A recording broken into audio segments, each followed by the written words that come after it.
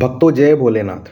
इस वर्ष अगर आप प्लान कर रहे हैं बाबा जी की यात्रा पर जाने के लिए और आप पहली बार जा रहे हैं तो ये वीडियो आप ही के लिए है, क्योंकि इस वीडियो में आपको मैं दूंगा कंप्लीट इन्फॉर्मेशन कि आपको क्या क्या स्टेप्स आपको परफॉर्म करने हैं, क्या क्या चीज़ें आपके माइंड में होनी चाहिए जिससे आपकी यात्रा अच्छे से निकल सके। तो शुरू करते हैं आज की वीडियो बिना देर किए। शुरू करने से पहले कहना चाहूँगा कि जो इस चैनल पर पहली बार आया, ऐसे यूज़फुल कंटेंट के लिए सब्सक्राइब करना बिल्कुल ना भूलिएगा, क्योंकि यात्रा अभी स्टार्ट नहीं हुई है, अभी बहुत सारे अपडेट आने बाकी हैं। बट ये अभी आपको इनिशियल लेवल पे क्या करना है अपनी प्लानिंग को देखते हुए, ये वीडियो उसके लिए है। मैं मुकुल पुरी, आपका अपना होस्ट, जो बताऊंगा इस वीडियो के माध्यम से आपको इन डिटेल। तो चलिए शुरू करते हैं। सबसे पहला स्टेप इस यात्रा को लेके वो है कि आप परमिट। देखिए, परमिट बहुत ज़रूरी है। कारण क्या है कि ये हाई एल्टीट्यूड है, तकरीबन आपका 13,000 फीट की हाइट पे है बाबा जी की गुफा, और वहाँ पे पहुँचने के लिए साइन बोर्ड ने कहा है कि आपको परमिट होना चाहिए। परमिट के लिए हमें चाहिए मेडिकल। मेडिकल नहीं होगा तो परमिट आपका नहीं बनेगा। लेकिन परमिट किस केस में चाहिए? सिर्फ जो यात्रा कर रहे हैं पैदल, घोड़े पे या फिर पालकी पे। अगर हेलीकॉप्टर पे जा रहे हैं तो हमें वहाँ पे परमिट नहीं चाहिए। इस बात का हम ध्यान देना। परमिट बनाने के लिए हमें क्या क्या होना चाहिए? हमारे पास आधार कार्ड चाहिए, फोटोग्राफ चाहिए और एक कंपलसरी मेडिकल हेल्थ सर्टिफिकेट। अब ये क्या है? अब बहुत से लोग कहते हैं कि मेडिकली मैं तो फिट हूँ, मैं कहीं से भी करवा लूँगा। नहीं, JNK जो श्राइन बोर्ड है श्री अमरनाथ जी का, जो वो असाइन करता है हर एक स्टेट वाइज लिस्ट कि आपको किस डॉक्टर से किस हॉस्पिटल में जाके आपको टेस्ट करवाना है, और वो जो है उस डेट के बाद ही वैलिड होगा। देखिए, आज के डेट जो है वो है 20 मार्च। बहुत से यूट्यूबर्स जो हैं गलत अफवाह फैला रहे हैं क्या इस चीज़ को लेते हुए कि मेडिकल स्टार्ट हो गई, और बहुतों ने मेडिकल करवा भी लिए। बता दूं आपको, अभी ऐसा कुछ नहीं है, क्योंकि मेडिकल आपने करवाया है ना, तो वो अगर आप उसको लगाएंगे ऑनलाइन या ऑफलाइन, वो आपका वहाँ पे माना जाएगा इनवैलिड, क्योंकि अभी डेट्स जारी ही नहीं हुई है मेडिकल की। तो वहाँ पे लिखा होता है कि ऑन एंड आफ्टर। जैसे मान लीजिए अभी डेट आती है कि लास्ट ईयर बताऊं आपको 2024 के अंदर, तो मेडिकल स्टार्ट हुए थे तकरीबन 7 तारीख को, और जो आपके थे परमिट की डेट वो शुरू हुई थी 10 अप्रैल को। तो अभी टाइम है, तो 3 दिन का गैप आपको मिलता है। तो जिसने मेडिकल अभी करवा लिए ना, तो उसका तो परमिट बनने वाला नहीं है, आई एम श्योर शॉट, क्योंकि शाइन बोर्ड ऐसा कच्चा खिलाड़ी नहीं है कि आपको परमिट उठा के दे देगा। तो किसी की बातों में मत आओ, अफवाहों में मत आओ। अभी साइट पे नहीं आया है, और अगर यकीन नहीं आता आपको मेरी बात का, तो साइट का नाम दे रहा हूँ मैं आपको, JKSASB.nic.in। वहाँ पे जाके आप चेक कर सकते हैं। सिर्फ ये मेंशन है कि यात्रा की डेट किस डेट से लेकर किस डेट तक है, बट परमिट, लिस्ट हॉस्पिटल्स की, और आपका जो फॉर्मेट है सर्टिफिकेट का मेडिकल का, अभी कुछ भी वहाँ पे जारी नहीं हुआ है। तो जब मेडिकल खुलेगा तो आपको मेडिकल करवाना है उस पर्टिकुलर हॉस्पिटल में जाके। मेडिकल की बात करूं तो जब मेडिकल के लिए जाएंगे तो पहले आपका आधार कार्ड लगेगा वहाँ पे। आधार कार्ड के बेस पे आपकी पर्ची बनेगी। पर्ची के बाद आपको डॉक्टर जो है, हो सकता है मेडिकल टेस्ट करवाए, क्योंकि हाई एल्टीट्यूड है। और टेस्ट की बात करूँ तो आपका ECG होता है, EKG होता है, और चेस्ट का एक्सरे होता है। तो अगर आपकी एज 13 और 70 साल के बीच में भी आती है ना, तब, और आप फिट भी हैं, ठीक है, और फिट भी हैं, लेकिन अगर आपको उस टेस्ट में कोई प्रॉब्लम आती है तो आपको सर्टिफिकेट नहीं दिया जाएगा। वो बात अलग है कि आपकी अप्रोच है। लेकिन जिसकी उम्र 13 साल से कम है, 70 साल से ज़्यादा है, वो तो जा ही नहीं पाएंगे, उनके लिए तो मनाही होती है साफ साफ। और जो लेडीज़ है प्रेग्नेंट, 6 वीक्स की प्रेगनेंसी उनके है, तो वो भी अलाउड नहीं होती। साइन बोर्ड साफ साफ मना कर देता है कि आप नहीं जा सकते। तो इस चीज़ का आप ध्यान रखिएगा। तो पहले आपका बनेगा मेडिकल, मेडिकल के बाद बनेगा परमिट। परमिट की बात करते हैं तो परमिट बनता है 2 तरीके से, एक होता है ऑनलाइन, एक होता है ऑफलाइन। अगर हम अप्लाई करते हैं ऑनलाइन तो it will take nearly 48 hours, 2 से 3 दिन लगते हैं, कई बार 72 घंटे भी लग जाते हैं। 2 से 3 दिन, इससे ऊपर लगेंगे नहीं। 150 रुपये फीस थी लास्ट टाइम। आप भले ही कराओ ऑफलाइन, भले ही कराओ ऑनलाइन। ऑफलाइन कहाँ से होगा? ये आपके बैंक से होगा, जैसे आपका JNK बैंक हो गया, PNB हो गया, येस बैंक हो गया, SBI हो गया। लास्ट टाइम आपके ये वाले बैंक पैनल पे थे, इस साल भी आपके ज़्यादातर पैनल पे बैंक इनके यही रहते हैं, ठीक है। अब यहाँ पे क्या होता है कि अगर आपको डेट्स चाहिए अपने हिसाब से, तो मैं समझता हूँ कि ऑफलाइन में एक लक की बात है, क्योंकि उस ब्रांच में उस पर्टिकुलर रूट का कितने आपके पास परमिट आए हैं, कितने आपको मिले पता नहीं। बट ऑनलाइन तो शाइन बोर्ड के पास में ही होते हैं, तो जितनी एप्लीकेशंस जाएंगी उनके हिसाब से आपको वो लॉट कर देते हैं। और जब वो आपका अप्रूवल आएगी तो उसके बाद पेमेंट लिंक आएगा, 150 रुपये का आपको पेमेंट लिंक करना है, उसके बाद आप कर सकते हो डाउनलोड। अब यहाँ पे एक बेनिफिट है ऑनलाइन का, वो क्या है कि अगर आपने परमिट बनाया ऑफलाइन तो अपना मेडिकल सर्टिफिकेट आपने दे दिया ब्रांच में, ठीक है जी।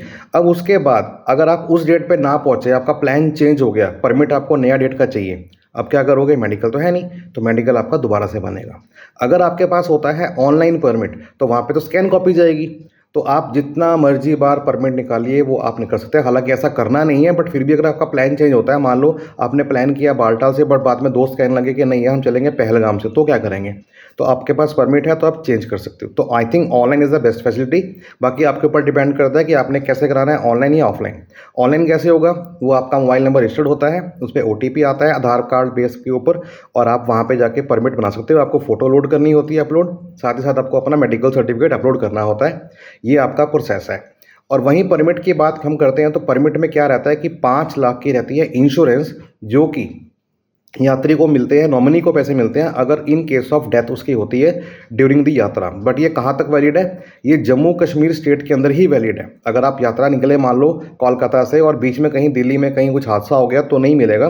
J&K के अंदर एंटर कर जाते हो, उसके बाद कुछ होता है तो फिर आपको कंपनी 5 लाख का जो है कंपनसेशन अमाउंट देती है आपके नॉमिनी को, जो आप वहाँ पे भरते हो at the time of application of permit.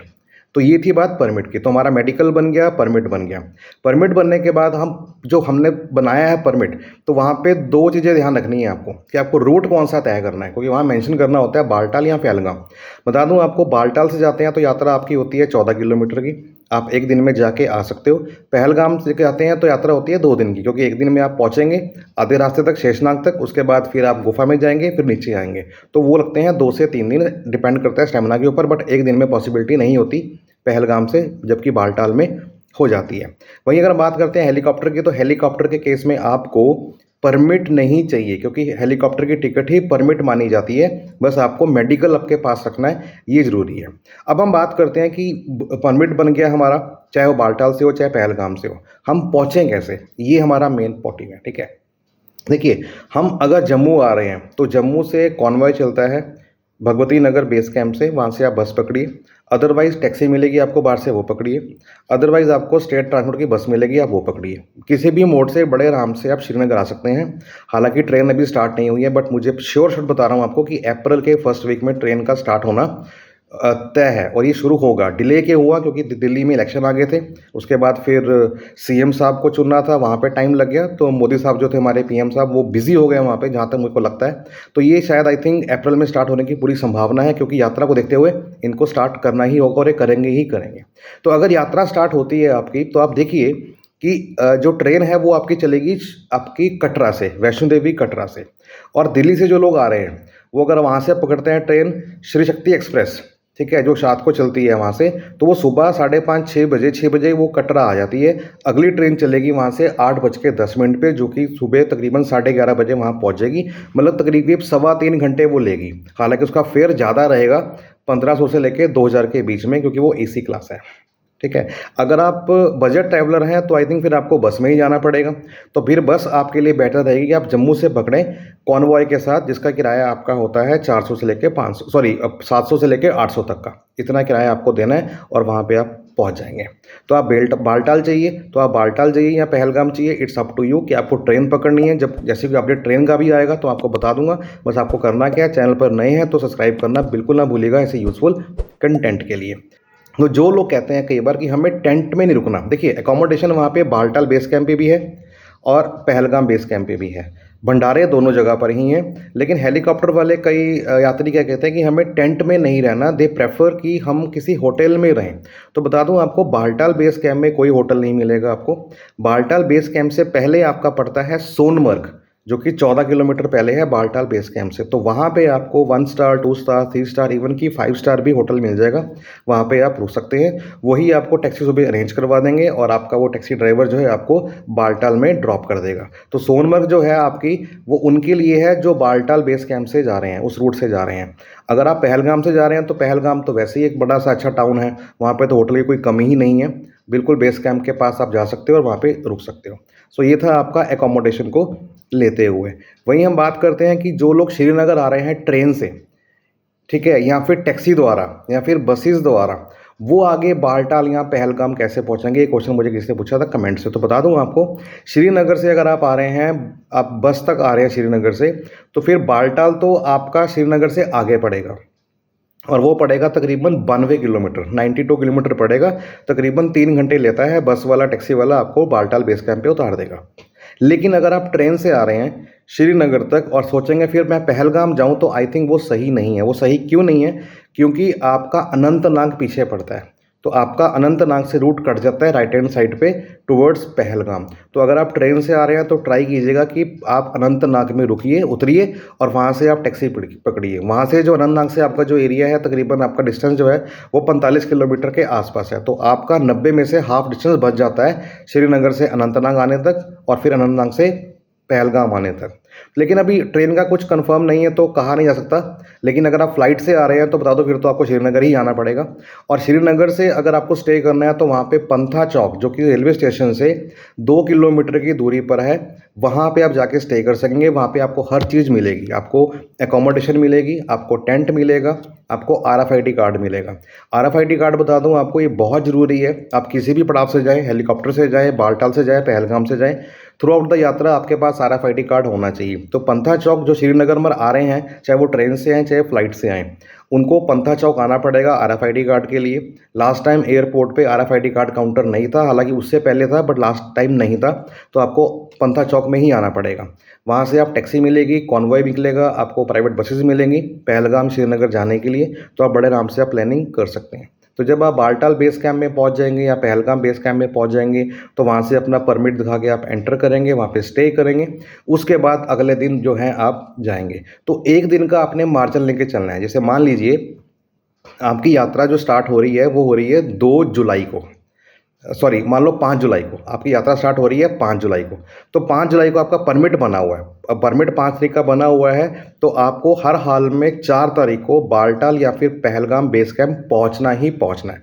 तो 4 तारीख को पहुंचना है, इसका मतलब क्या है कि 3 तारीख को आपको जम्मू पहुंचना है। तो अपनी जो टिकट है, रिजर्वेशन है ट्रेन की या फ्लाइट की, वो उस हिसाब से कीजिएगा ताकि 3 तारीख को आप आ जाएँ। तो 3 तारीख को अगर आप जम्मू में आते हैं तो 4 तारीख को आप पूरा का पूरा ट्रैवल टाइम निकल जाएगा आपका बेस कैंप पहुंचने में, और फिर अगला दिन आप यात्रा करेंगे। अब क्वेश्चन आता है कि अगर किसी कारणवश लेट हो गए तो क्या हम नेक्स्ट डे कर सकते हैं? तो आंसर इज यस, आप कर सकते हैं। एक दिन चलेगा, लेकिन उसके बाद इम्पॉसिबल है कि वो आपको जाने दे, क्योंकि रश काफ़ी होता है। इसलिए आप ट्राई कीजिए कि आप समय से पहले पहुंचिए, समय से बाद नहीं, क्योंकि अभी बुकिंग स्टार्ट नहीं हुई है। बुकिंग आप करेंगे ट्रेन की, फ्लाइट की, तो it will help you completely कि हाँ आपको कोई रिस्क नहीं रहेगा कि हाँ मुझे जाने देंगे नहीं जाने देंगे। परमिट के ऊपर अगर आप लेट होते हैं एक दिन तो वो जाने देते हैं, ऐसा कुछ नहीं है, क्योंकि आप दूर से आए हो, दुश्मन आपका वहाँ पे कोई नहीं है। ठीक है, आपके सब सेवादार ही हैं, इवन आर्मी वाले भी आपके साथ लगे हुए हैं आपकी मदद करने के लिए। तो कभी नहीं कहते कि आप जाइए, बट हाँ अगर ज़्यादा गैप होगा 4 दिन का, 5 दिन का, हफ्ते का, तो फिर वो कहीं ना कहीं संभावित है कि वो मना आपको कर सकते हैं। वहीं बात करें टाइमिंग की, तो timing is the most important part. Timing का मतलब यहाँ पे क्या है कि अगर आपका बालटाल से ट्रैक स्टार्ट होता है तो गेट ओपन होते हैं। तो गेट ओपन होते हैं सुबह 5 बजे से लेकर 11 बजे तक। तो अगर आप 5 बजे से पहले जाएंगे तो लाइन में खड़े रहेंगे, 11 बजे के बाद जाएंगे तो जाने नहीं देंगे। उसका मतलब क्या है कि 5 से लेकर 11 के बीच में आप जा सकते हो। उस डिस्टेंस में कितने किलोमीटर्स हैं, कौन सा पड़ाव है क्या नहीं, कितना किराया घोड़े का रहने वाला है, ये मैं उसका जो लिंक है डिस्क्रिप्शन बॉक्स में डाल दूंगा, बेस्ड ऑन 2024 लास्ट ईयर की यात्रा के हिसाब से। तो आपको आइडिया हो जाएगा कितना है। और वहीं हम बात करते हैं पहलगाम गेट से, तो पहलगाम गेट से अगर हम एंटर करते हैं तो वो खोलते हैं 5:30 से लेकर 10 बजे के बीच में। तो 5:30 के बाद और 10 से पहले आपको पहलगाम चेक पोस्ट क्रॉस कर जानी है। कर जाएंगे तो फिर कोई दिक्कत किसी तरह की नहीं है। वही हम हेलीकॉप्टर की बात करते हैं तो हेलीकॉप्टर केस में RFID कार्ड आपको वहीं मिल जाएगा। फेयर की बात करूंगा तो बालटाल से उसका जो फेयर है वो है आपका एक तरफा लास्ट टाइम का था 3250 रुपये, आने जाने का था 6500 रुपये एक बंदे का। पहलगाम से बात करते हैं तो वो आपका लेता है 4800 रुपये वन वे, 2 वे करते हैं तो 9600 रुपये एक पर्सन का। जो सा लेना चाहो वो ले सकते हो, वो आपके ऊपर डिपेंड करता है। लेकिन दोनों ही सूरत में आपको उतारा जाएगा कहाँ पे? पंचतरनी में। पंचतरनी आपका कॉमन हेलीपैड है। वहाँ से फिर बाबा जी की जो गुफा है वो आपकी है 6 किलोमीटर। अगर आप वहाँ से घोड़ा करते हैं तो फिर घोड़ा आपको उतारेगा 1.5 किलोमीटर, पहले आपको पैदल चलना होगा। और अगर आप पैदल चलने में असमर्थ है तो आप प्रेफरेंस लीजिए अपनी क्या कि आप पालकी कीजिए अपने हेलीपैड से ही, ठीक है, पंचतरनी से ही। तो पालकी वाला सीधा आपको उतारेगा बाबा जी गुफा के पास। आपको एक स्टेप भी नहीं चढ़ना, बस आपको दर्शन करने हैं, पालकी में बैठना है और अपनी जगह पर वापस आ जाना है जहाँ पे आप जाना चाहते हो।